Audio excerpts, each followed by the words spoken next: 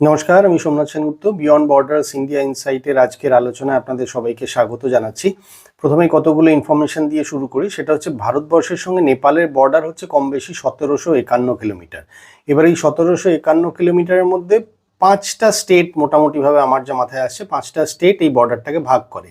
এর মধ্যে উত্তরপ্রদেশ, বিহার, পশ্চিমবঙ্গ, সিকিম আর উত্তরাখণ্ড বলে আরেকটা স্টেট যেটা আমাদের সেটা।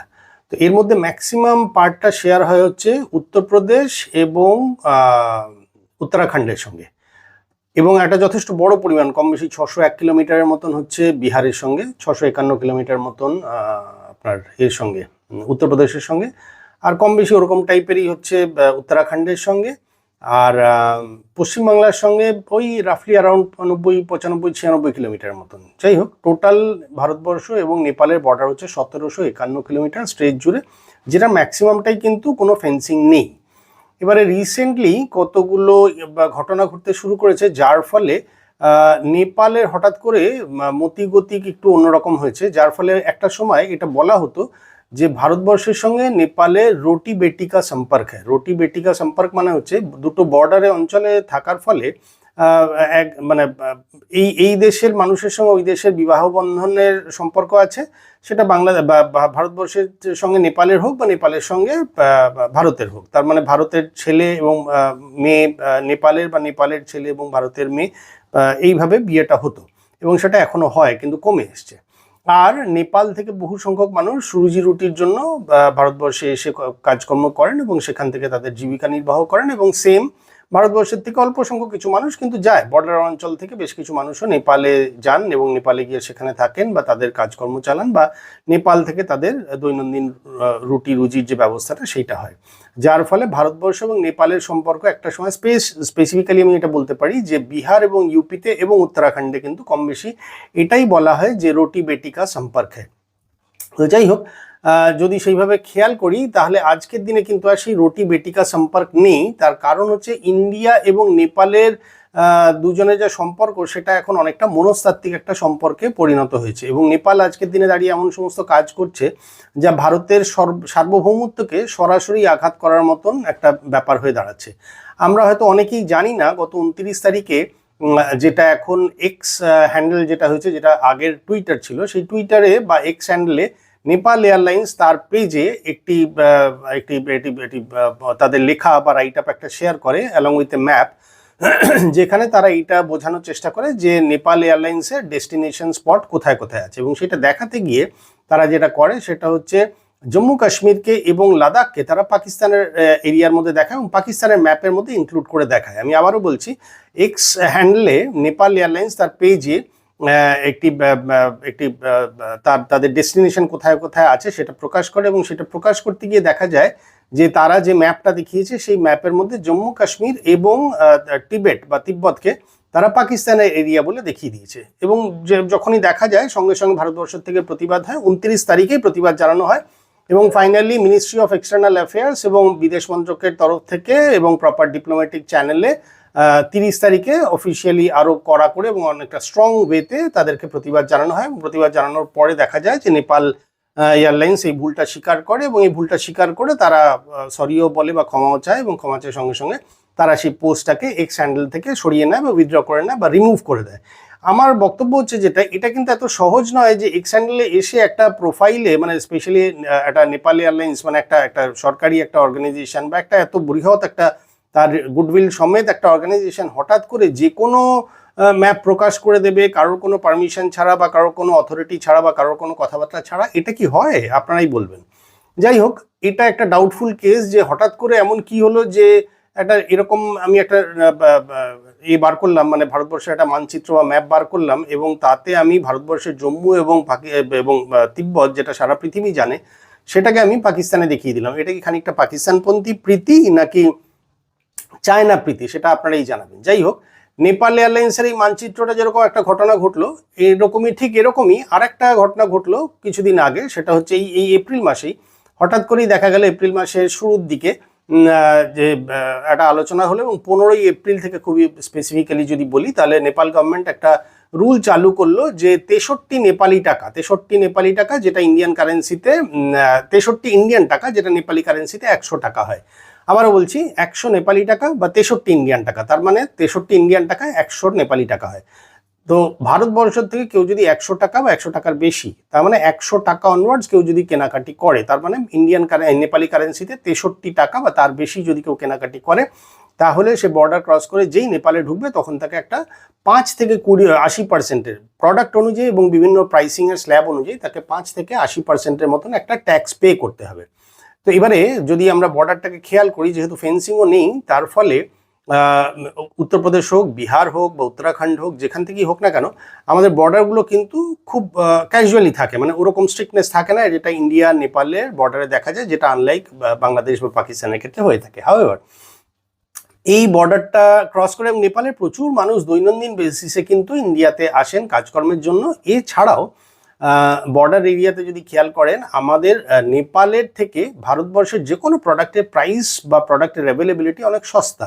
যেমন ধরুন কম বেশি আমার এখানে, মানে আমাদের দেশে ভারতবর্ষে যেটা 60 বা 70 টাকা করে লিটার দুধ, সেই দুধটা কিন্তু কম বেশি ওখানে ধরুন 120 টাকার থেকে 140 টাকা মতন পড়ে। একটা সাধারণ যদি আমি তেলের খরচা বলি, তাহলে পেট্রোল যেখানে আমাদের এখানে কম বেশি 100, 106, 110-এর আশেপাশে পার লিটার চলছে, সেটা কিন্তু ওদের দেশে মানে নেপালে কিন্তু 137 টাকা। ডিজেলটাও কিন্তু আমাদের যা প্রাইস আছে তার থেকে এগেইন প্রায় 35 থেকে 40 টাকা মতন বেশি পড়ে। চাল, ডাল, আটা, তেল, নুন প্রত্যেকটা প্রোডাক্টে কিন্তু আমাদের দেশের সঙ্গে অন্তত 30, 40, 50% প্রাইসের ডিফারেন্স আছে। তো যার ফলে নেপালের মানুষরা কিন্তু বর্ডার ক্রস করে ইন্ডিয়াতে ঢোকেন এবং তারা জিনিসপত্র কেনাকাটি করেন, আবার ফিরে যান, সঙ্গে সঙ্গেই ফিরে যান তারা।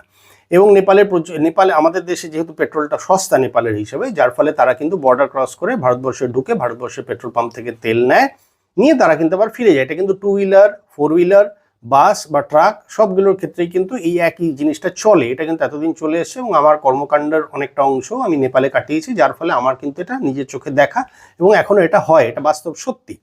তো যাই হোক, এবং সেক্ষেত্রে কিন্তু এখনও বর্ডার এরিয়াতে কিছুদিন আগে পর্যন্ত অত স্ট্রিক্টনেস বা অত কড়াকড়ি হতো না, চেকিং ওই প্রসেসে হতো না। এবারে নেপাল গভর্নমেন্ট থেকে এখন বালেন শাহের গভর্নমেন্ট নতুন নতুন আসার ফলে যেটা হলো সেটা হলো যে ভারতবর্ষ থেকে যে কোনো জিনিস যেটা নেপালি কারেন্সিতে 100 টাকা দাঁড়াচ্ছে, অর্থাৎ ভারতবর্ষে 63 টাকা বা 63 টাকা, এটা কি কেনাকাটি হয়। কিন্তু সেই কেনাকাটি করে যখনই যাবে তখন আপনারা দেখবেন আজকের দিনে গুগল বা ইউটিউবের প্রচুর মিডিয়াতে, প্রচুর ভিডিওতে আমরা দেখেছি যে ইভেন একটা চিপসের প্যাকেট, দুটো চিপসের প্যাকেট কিনে নিয়ে যাচ্ছে, সেটা প্লাস্টিক খুলে চেক করা হয়েছে। 6টা কলা নিয়ে যাওয়া হচ্ছে, যেহেতু প্রাইস উপরে হয়ে গেছে কাজে সেটার জন্য তাদের ব্যাগ খুলে চেকিং হচ্ছে। তো এরকম করে এবং তার ফলে তাদের থেকে যার যা স্ল্যাব বা প্রাইসিং অনুযায়ী আসছে সেই অনুযায়ী ট্যাক্সের নেওয়াটা শুরু হলো।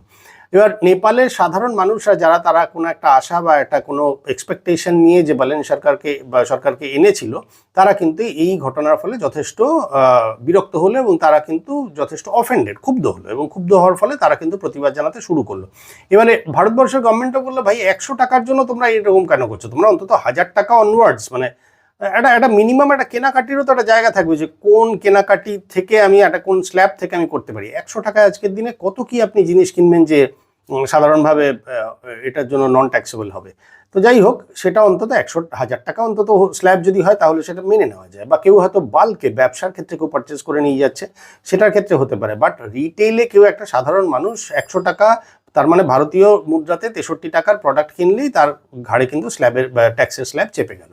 যাই হোক, এই একটা জিনিস ঘটনা ঘটলো যেটা কিন্তু ভারতবর্ষের জন্য, ভারতবর্ষ এটাকে খুব একটা ভালোভাবে নেয়নি এবং ভারতবর্ষের সরকার কিন্তু দেনান দেয়ার এটা নিয়ে কিন্তু কথা বলেছিল। এবার এটা নিয়ে কথা বলার তো কিছু নেই, ব্যাপারটা হচ্ছে আপনার দেশে মানে নেপালে তারা কি ট্যাক্স চাপাবে না চাপাবে সেটা তাদের ব্যাপার, কিন্তু সেটার ফলে সাধারণ মানুষের যদি অসুবিধা হয় তাহলে সেটা ক্ষতিকারক। এবার এর ফলে যেটা হলো সেটা হচ্ছে বর্ডার এরিয়াতে নেপাল সাইড এবং ইন্ডিয়া সাইড দু সাইডেই কিন্তু সমস্ত মার্কেট পত্রগুলো খাঁকা করতে শুরু করলো। কারণ কি, লোক আর বর্ডার ক্রস করে ইন্ডিয়ান প্রোডাক্ট কিনে তারা যে বর্ডার ক্রস করে আবার নিজের দেশে যে ফিরে যাবে, তাদের দেশের সিকিউরিটি এমনভাবে টাইট করে দিল যে বর্ডার অঞ্চল থেকে চেকিং শুরু হলো, তার ফলে তাদের ট্যাক্স চাপতে শুরু করলো। তাতে যেটা হলো সেটা হচ্ছে নেপাল বর্ডারও ক্ষতিগ্রস্ত হলো।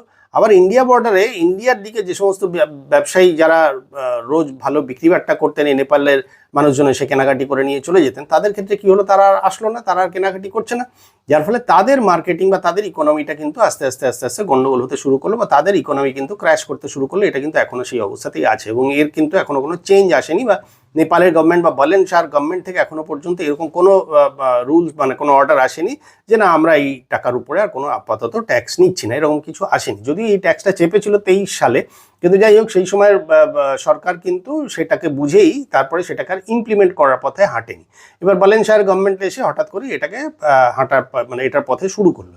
এবারে এখন দেখুন ভারতবর্ষের আর একটা মানে দুর্ভাগ্য যে ভারতবর্ষ তার সমস্ত প্রতিবেশীর জন্য কিন্তু প্রাণ দিয়ে করে, পয়সা দিয়ে হোক, আমাদের সমস্ত সংগঠনকে পাঠিয়ে হোক, যে কোনো সময় ক্রাইসিসে কিন্তু আমাদের আর্মিরা ছুটে যায়, আমরা প্রচুর সাহায্য পাঠাই, ওষুধপত্র পাঠাই, যে কোনো রেস্কিউতে ভারতবর্ষ পার্টিসিপেট করে। কিন্তু পাঠানোর পরেও এটা ভারতবর্ষের দুর্ভাগ্য যে ভারতবর্ষের যতগুলো প্রতিবেশী আছে তার মধ্যে পাকিস্তান বলুন, বাংলাদেশ বলুন, নেপাল বলুন, ইভেন ভুটানও যদি বলি, তাহলে তারা সেই সাহায্যগুলো আকণ্ঠভাবে নেয়, কমপ্লিটলি সাহায্যগুলো নেয়, বেনিফিটেড হওয়ার পরে তারপরে কিন্তু তারা গুণগান গায় কিন্তু অন্য কোনো দেশের।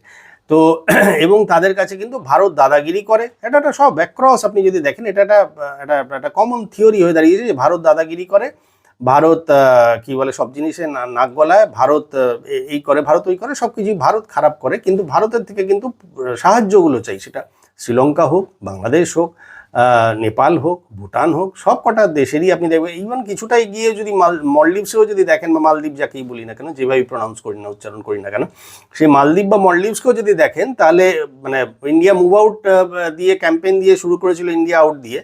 তারপরে কিন্তু যখন মৈত্রী সরকারের প্রয়োজন পড়লো তখন কিন্তু পয়সা কড়ি হাত পেতে নেওয়ার থেকে শুরু করে সমস্ত ধরনের সাহায্য কেন্দ্রগুলো কিন্তু ভারত থেকেই যায়। যাই হোক, এক্ষেত্রেও তার ব্যতিক্রম নেই। নেপালের ক্ষেত্রেও নেপালের জন্য প্রচুর সাহায্য যায়। নেপালকে কম বেশি বছরে 1000 কোটি টাকার এইড দেওয়া হয়। আবারও বলছি, কম বেশি 1000 কোটি টাকার পার ইয়ারে বাজেটে কিন্তু এইড দেওয়া হয়। এইড দেওয়ার মানে হচ্ছে আমি কিন্তু আর ফেরত নিচ্ছি না, বা ঋণ নয়, বা তার এগেনস্টে কোনো ইন্টারেস্ট নিচ্ছি না। তাহলে এই যে জিনিসটা, এটা কিন্তু নেপালকে দেওয়া হয়।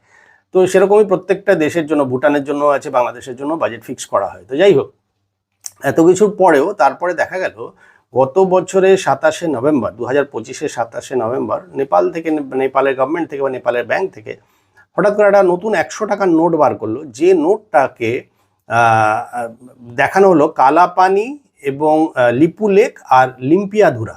কালাপানি, লিপুলেক আর লিম্পিয়াধুরা বলে উত্তরপ্রদেশের পিথোরাগড় ডিস্ট্রিক্টের 3টে জায়গা।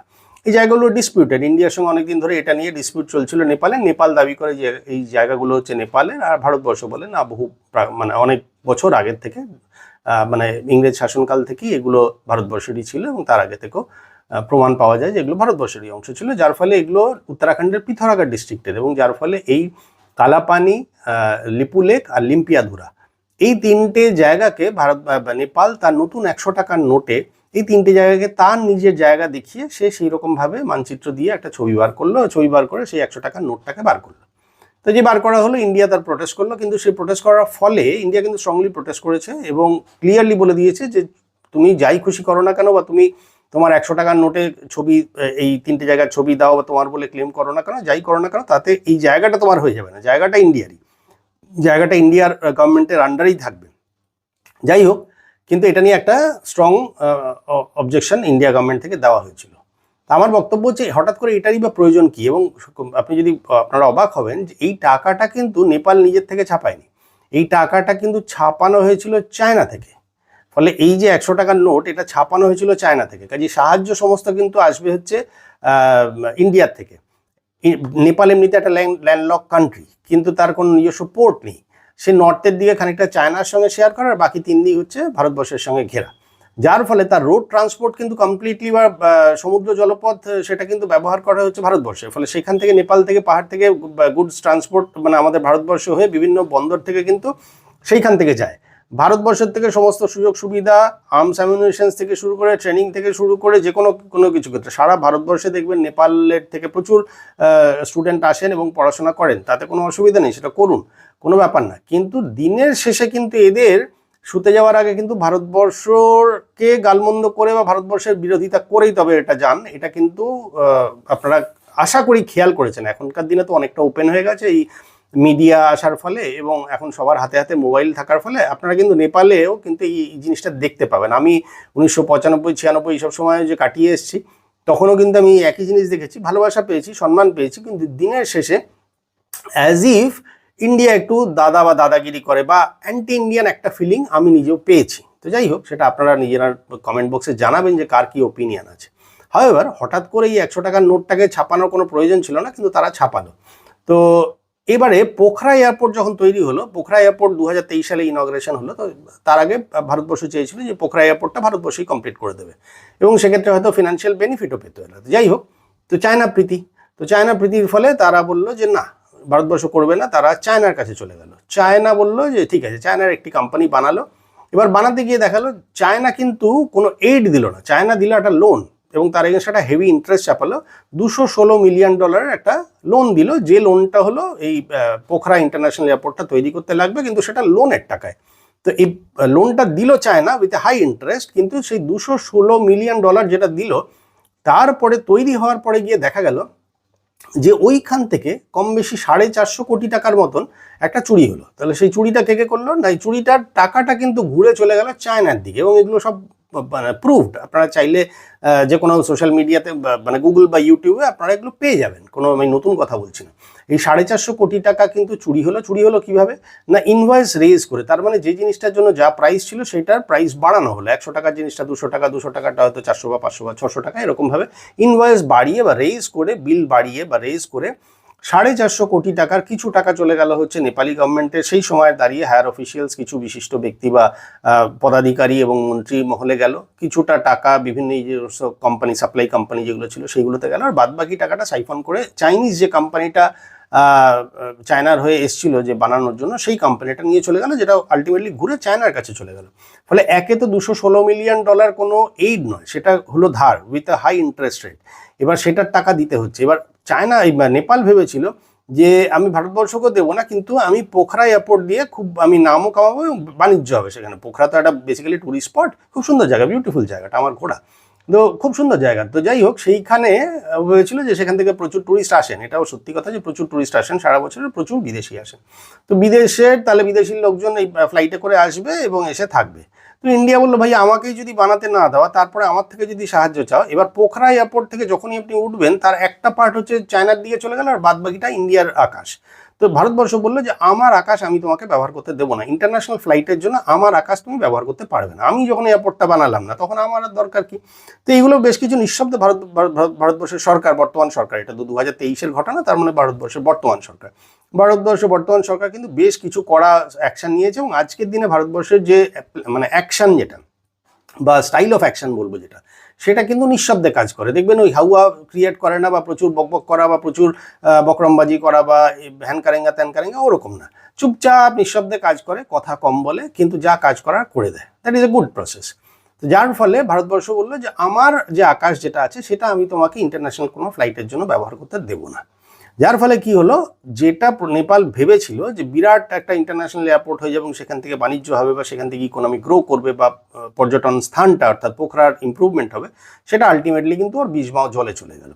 ফলে এখন সারা সপ্তাহে একটি মাত্র ইন্টারন্যাশনাল ফ্লাইট যাতায়াত করে, হিমালয় এয়ারলাইন্সের, এটা নেপালেরই, এটা হিমালয় এয়ারলাইন্সের একটা ফ্লাইট যাতায়াত করে। সেটা এই পোখরা থেকে উঠে চায়নার লাসা বলে একটা জায়গা আছে, এই পর্যন্ত যায়। এটা সারা সপ্তাহে একটি ফ্লাইট, আর বাদ বাকি কিছু ডোমেস্টিক ফ্লাইট যাতায়াত করে। যার ফলে পোখরা এয়ারপোর্টের যা কস্টিং আছে, ওটার যা মানে মেনটেনেন্স কস্ট আছে বা ওভারঅল ওটার পিছনে যা পার মান্থের বা ইয়ারলির যা খরচা আছে, তার থেকে নেপাল গভর্নমেন্টে কিন্তু আর্নিং কম। পোখরা এয়ারপোর্ট থেকে কিন্তু আর্নিং কম, মানে 100 টাকা যদি আর্ন করে তাহলে খরচা কিন্তু 100 টাকার বেশি। যার ফলে ওটাকে একটা হোয়াইট এলিফ্যান্ট বলা হয় আজকের দিনে, মানে ডিপ্লোমেসির ভাষায় বলা হয় হোয়াইট এলিফ্যান্ট। হোয়াইট এলিফ্যান্ট মানে হচ্ছে সাদা হাতি। সাদা হাতি মানে হচ্ছে পালতে খরচা বেশি বা পালন করতে খরচা বেশি, একে দিয়ে আমার আয় নেই। তো পোখরা ইন্টারন্যাশনালের অবস্থা হলো তাই। আরেকটা উদাহরণ দিই, সেটা হলো চায়না প্রীতি এবার বেরিয়ে গেল, আর এখন ফলে ওখান থেকে আর্নিং কিছু নেই, কিন্তু ইএমআই টানতে হচ্ছে। তো এটা নিয়েও একটা ডিসকাশন চলছে। চায়না বলে দিয়েছে যে আমি কোনো অবস্থাতেই কোনো ইএমআই বা ঋণ মকুব করবো না, বা কোনো রেট অফ ইন্টারেস্টে আমি তোমায় কোনো ছাড় দেবো না, কিন্তু তোমাকে টাকাটা দিয়ে যেতে হবে। যার ফলে ওর আর্নিং নেই, কিন্তু প্রত্যেক মাসে ওকে ইএমআই পে করতে হয়। এবারে চায়নার সঙ্গে খুব গদগদ হয়েছিল। এইবারে রিসেন্টলি 28 তারিখের ঘটনা বলছি, 28 এপ্রিলের ঘটনা বলছি। নেপাল গভর্নমেন্ট একটা প্রতিবাদ জানালো। সেই প্রতিবাদটা কি না, ভোটে কাশি বলে, চায়না নেপাল বর্ডারের ওখানে একটা ভোটে কাশি বলে, VOTE, ভোটে কাশি বলে, VHOTE, ভোটে কাশি বলে একটা নদী আছে, যে নদীটা চায়না হয়ে নেপাল হয়ে বেরিয়ে আসে। এই নদীর পাশে চায়না একটা বিরাট বড় একটা বাউন্ডারি ওয়াল টাইপের তৈরি করতে শুরু করলো। এটা এখনই ড্যাম হবে কিনা বোঝা যাচ্ছে না, কিন্তু একটা বিরাট বড় প্রাচীর বা বাউন্ডারি ওয়াল সেইটা তুলতে শুরু করলো। এটা অনেক উঁচু এবং দীর্ঘ একটা জায়গা জুড়ে, চায়নার জমিতেই করলো, কিন্তু এটা করছে। তো এর ফলে এবার নেপালের ওখানকার প্রতিবেশী মানে গ্রামের লোকেরা এবং ওখানকার লোকাল অথরিটি এটাকে নিয়ে নেপাল গভর্নমেন্টের কাছে জানালো। নেপাল গভর্নমেন্ট অফিসিয়ালি প্রোটেস্ট করলো, বললো যে চায়নাকে বললো যে ইমিডিয়েটলি ভাই তুমি তোমার কাজ বন্ধ করো। তার কারণ হচ্ছে এই প্রাচীরটা যদি তৈরি হয় তাহলে আমার নদীর গতিপথটা বদলে যাবে। এবার নদীর গতিপথ যখনই বদলাবে তখন নদী যে কোন গতিপথ নেবে বা সেটা যে বর্ষাকালে কীরকম রূপ আকার ধারণ করবে সেটা তো বুঝতে পারবো না, যার ফলে জমিও গন্ডগোল হবে, মানে জমিও চলে যাবে আমার, আর প্লাস ক্ষয়ক্ষতি হবে। যখন তুমি বর্ষাকালে জলটাকে ছেড়ে দেবে তখন ওটা আমার ক্ষতি করে দেবে। আবার গরমকালে সিমিলারলি তোমার ওই প্রাচীরের জন্য আমার জল আসবে না। তো এইটা নিয়ে বুঝে গেল যে চায়না প্রীতিটা আর কোনো কাজ হবে না, চায়না ওকে ইউজ করছে, চায়না সব দেশকে ইউজ করে। তো যার ফলে চায়নার সঙ্গে এখন এই মুহূর্তে বলেনশার গভর্নমেন্টের একটা ছোটোখাটো ক্ল্যাশ লেগেছে। যদিও চায়না কিন্তু ওর মানে নেপালের এই ধরনের প্রোটেস্টে কোনো কর্ণপাত করেনি, ও কিন্তু হ্যাঁ না কোনো কিছু বলেনি। চায়না নিজে সাইলেন্ট রয়েছে, কিন্তু ওর কাজ কিন্তু চলে যাচ্ছে। তো যার ফলে নেপাল কিন্তু এখনের দিনে ইন্টারন্যাশনাল ফোরামে কিন্তু এটাই বলছে যে ভাই আমার নদীপথ গতি পরিবর্তন হয়ে যাবে এবং আলটিমেটলি কিন্তু আমার জমিটা হারিয়ে ফেলবো। তো এইবারে ভারতের সরকার অনেকদিন ধরে সহ্য করছিল, করতে করতে এই ঘটনাগুলো হওয়ার ফলে এবং স্পেশালি নেপাল এয়ারলাইন্সের এই যে এক্স হ্যান্ডেলে এই যে নাটকীয় একটা ম্যাপ প্রকাশ করা, যেখানে জম্মু কাশ্মীর এবং টিবেটকে পাকিস্তানের হাতে দেখানো, মানে পাকিস্তানের এরিয়াতে দেখানো, এইটা দেখানোর পর থেকে এবার বেশ খানিকটা স্ট্রিক্ট অ্যাকশন নিয়ে নিয়েছে। যার ফলে ভারতবর্ষের সরকার দেখবেন নেপালের প্রায় কম বেশি 94,000 কোটি টাকার মতন চায়ের, মানে নেপালের যা চা তৈরি হয় তার কম বেশি 86 to 90% ইন্ডিয়াতেই আসে, মানে ইন্ডিয়াই হচ্ছে বায়ার। তো যার ফলে সেই 86 to 90% যে চা যেটা ইন্ডিয়ার কাছে ব্যবসা করে বা ইন্ডিয়াকে বিক্রি করে, সেটা টু দ্য টিউন অফ কম বেশি প্রায় 94,000 কোটি টাকার মতন। তো এই যে চা যেটা আসছিল সেইটা আগে না মানে 10টা ট্রাক পিছু একটা স্যাম্পল টেস্ট করলেই হয়ে যেত।